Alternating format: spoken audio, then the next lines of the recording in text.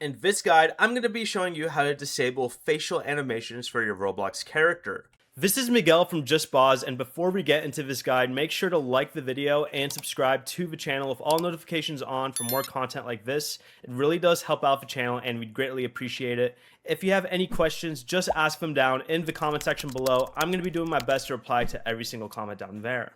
From the Roblox home screen, tap your profile icon in the top left corner and select Edit Avatar in the bottom left.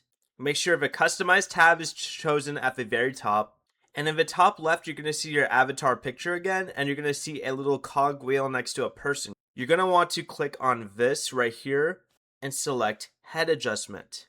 At the bottom of this menu, you'll see the available head shapes and the facial animation option. Turn this setting off here to stop your character's face from animating. Before you leave, remember to like the video and subscribe to the channel with all notifications on for more content like this. It really does help out the channel and we'd greatly appreciate it. And if you did have any questions, just ask them down in the comment section below. I'm going to be doing my best to reply to every single comment down there. Peace.